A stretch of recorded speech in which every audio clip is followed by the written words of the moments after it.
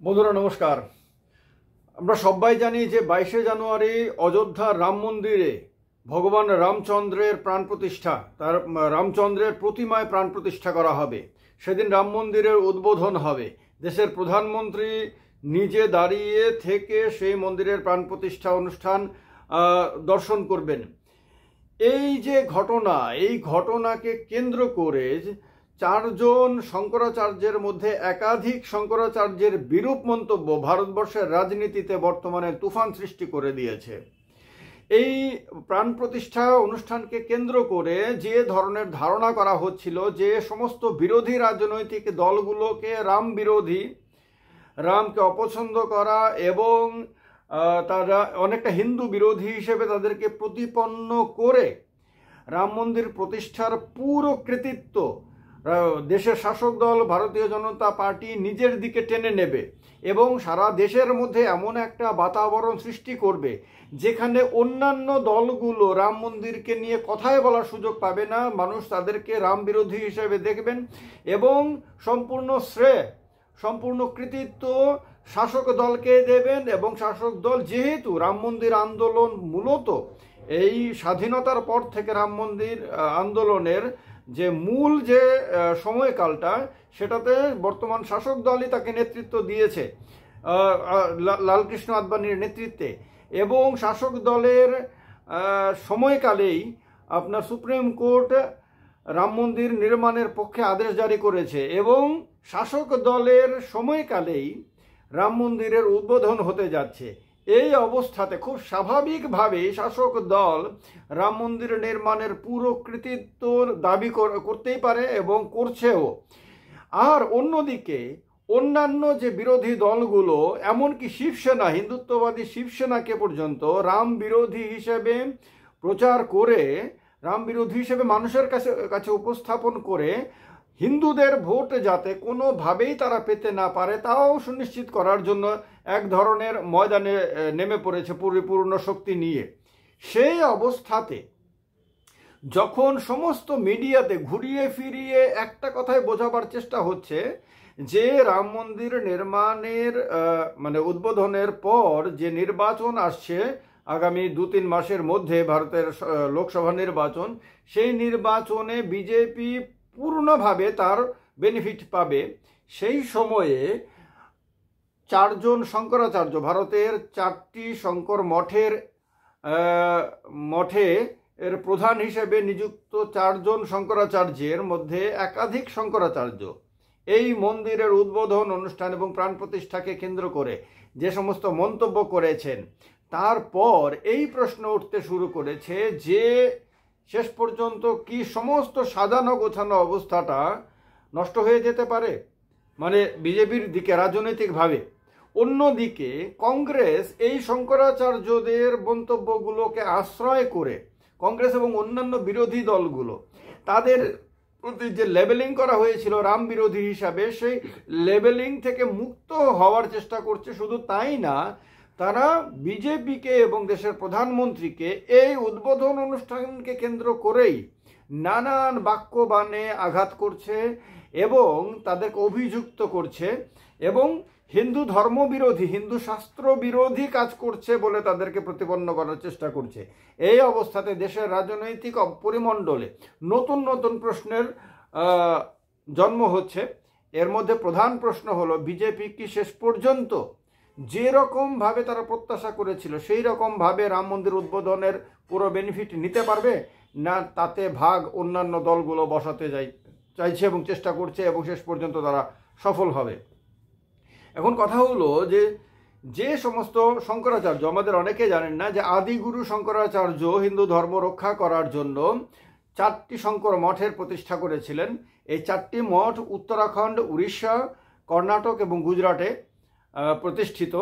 এই 4টি শঙ্কর মঠের নাম হলো মূলত যোশী মঠ, তারপর পুরীর গোবর্ধন পীঠ, শৃঙ্গেরি সারদা পীঠ এবং দ্বারকার সারদা পীঠ। এর মধ্যে 4জন শঙ্করাচার্য থাকেন, তারা পরম্পরাগতভাবে একজনের পর একজন, যারাই এই মঠগুলোর প্রধান হন তাদেরকে শঙ্করাচার্য হিসেবে তাদেরকে পরিচিত করা হয়। অবিমুক্তেশ্বরানন্দ সরস্বতী হলেন আপনার যোশী মঠের শঙ্করাচার্য। স্বামী নিশ্চলানন্দ সরস্বতী হলেন পুরী গোবর্ধন পীঠের শঙ্করাচার্য, শৃঙ্গেরি সারদা পীঠের শঙ্করাচার্য ভারতী তীর্থ, আর দ্বারকা সারদা পীঠের শঙ্করাচার্য হলেন সদানন্দ সরস্বতী। এদের মধ্যে একাধিক শঙ্করাচার্যের মন্তব্য হলো যে শাস্ত্র মতে অসম্পূর্ণ মন্দির, এ মন্দিরের কাজ সম্পূর্ণ হয়নি, এখনো প্রচুর কাজ বাকি রয়েছে। কেউ কেউ বলছেন 2 থেকে 3 বছর আরও সময় লাগতে পারে মন্দিরের কাজ পূর্ণ করতে। তো সুতরাং অসম্পূর্ণ মন্দির, এই অসম্পূর্ণ মন্দিরে হিন্দু শাস্ত্র মতে প্রাণ প্রতিষ্ঠা করা যায় না, এতে হিতে বিপরীত হয়। এটা শঙ্করাচার্যদের একাংশের স্পষ্ট বক্তব্য। নিশ্চলানন্দ সরস্বতী, যিনি পুরী শঙ্করাচার্য, তিনি বলেছেন রাম মন্দিরকে কেন্দ্র করে যেরকম রাজনীতি করা হচ্ছে তা অনুচিত, অর্থাৎ রাজনীতি করা উচিত না, এটা সম্পূর্ণ ধর্মীয় বিষয়, এরকে ধর্মীয় পরিমণ্ডলের মধ্যেই সীমাবদ্ধ রাখা উচিত, এর মধ্যে রাজনীতিকে টেনে আনা উচিত না। তিনি পুরীর 145তম শঙ্করাচার্য, 1992 সাল থেকেই তিনি পুরীতে শঙ্করাচার্য হিসেবে রয়েছেন। তিনি বলেন শাস্ত্র মতে এই মন্দিরের উদ্বোধন এবং প্রাণ প্রতিষ্ঠা হচ্ছে না, অর্ধসত্য আর অর্ধ মিথ্যা মিলিয়ে কিছু করা উচিত না, সম্পূর্ণ শাস্ত্র মতে করা উচিত। এ বক্তব্য ওনার বেরিয়ে আসার পরেই কংগ্রেস একদম এরকমভাবে ধরেছে এবং ধরে সেই বক্তব্যকেই দেশের মানুষের সামনে উপস্থাপিত করে তারা এটা বারবার বিজেপিকে তীব্র বাক্যমানে বিদ্ধ করতে শুরু করেছে যে বিজেপি শাস্ত্র মেনে, বিজেপি বলতে কেন্দ্র সরকারও বা যদিও তার জন্য আলাদা ট্রাস্ট রয়েছে, কিন্তু সব কিছুই এখন একটা সরকারি প্রোগ্রাম এবং কোনো না কোনোভাবে বিজেপিকেই এখানে প্রধান হিসাবে দেখানো হচ্ছে। তো সেই অবস্থাতে স্বাভাবিকভাবে বাক্যবান তারা বিজেপির দিকে এবং কেন্দ্র সরকারের দিকেই তাক করবে।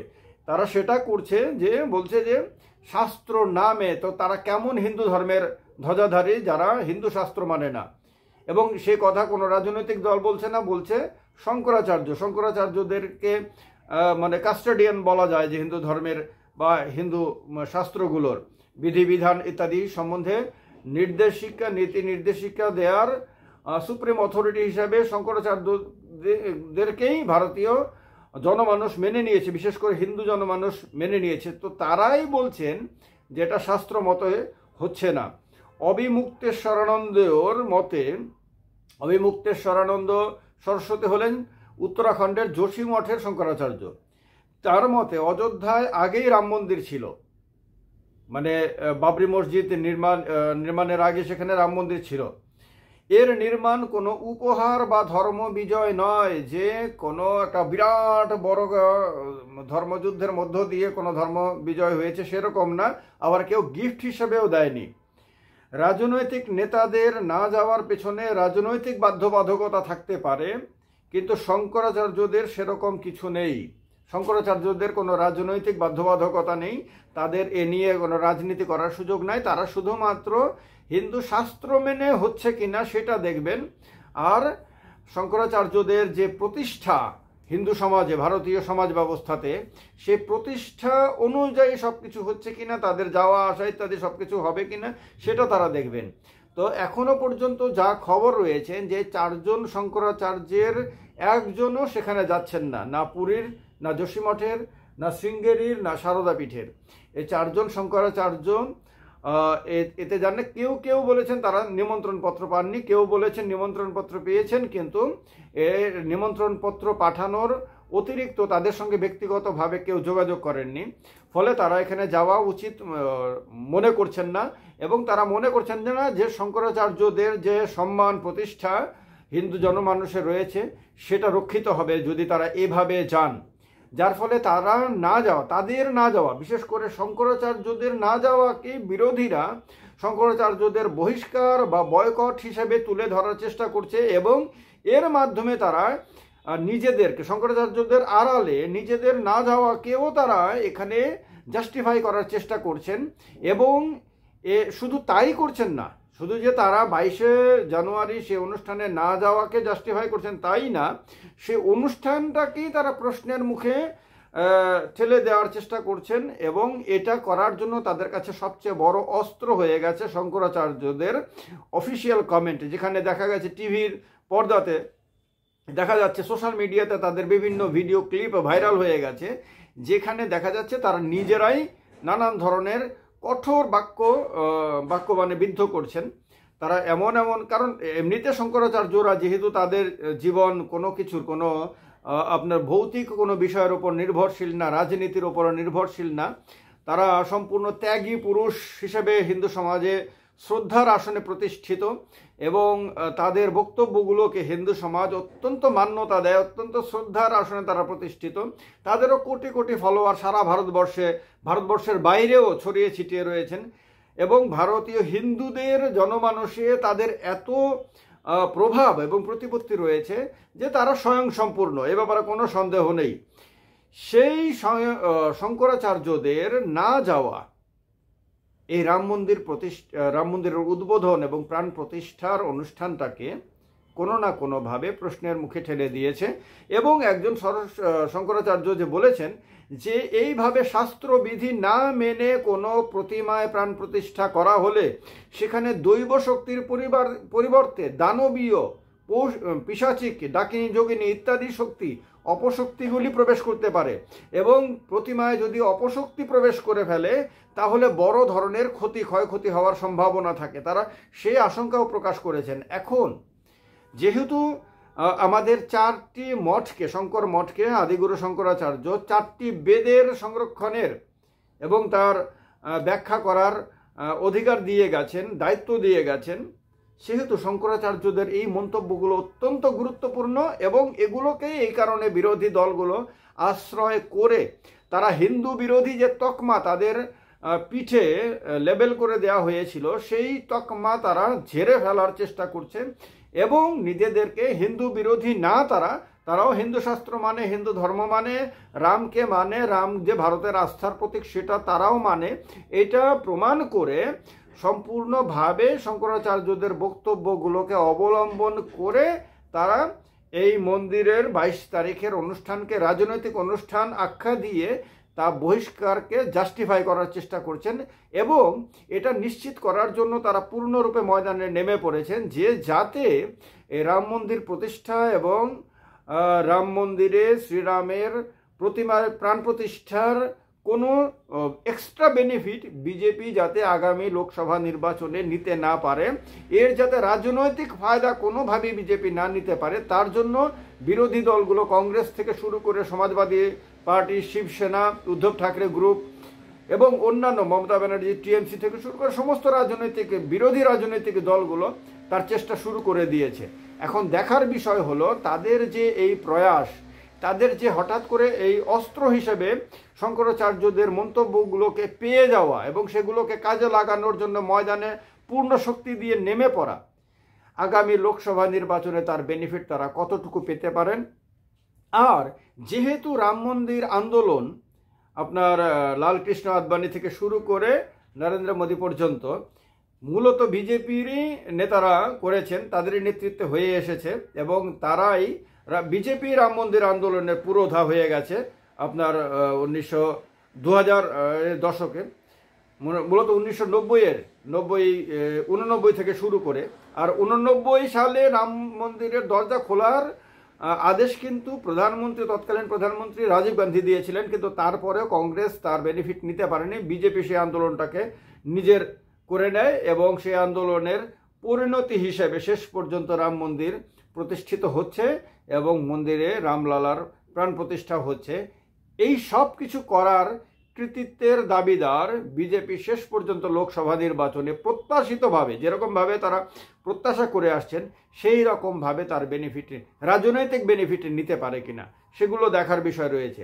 আপনাদের কি মনে হয় যে রাম মন্দিরের এই উদ্বোধনী অনুষ্ঠানকে কেন্দ্র করে শঙ্করাচার্যদের পরম পূজ্য শ্রদ্ধেয় শঙ্করাচার্যদের মন্তব্যগুলো কি ভারতীয় রাজনীতিতে বিজেপির যে প্রত্যাশিত যে বেনিফিট নেওয়া সেটাতে কোনো না কোনো এটাকে খর্ব করতে পারবে, এবং কংগ্রেস সমেত বিরোধী দলগুলোকে কি সত্যিকার অর্থে আক্ষরিক অর্থেই নতুন করে সঞ্জীবনী সুধা পেয়ে যাওয়ার ক্ষেত্রে সাহায্য করতে পারে?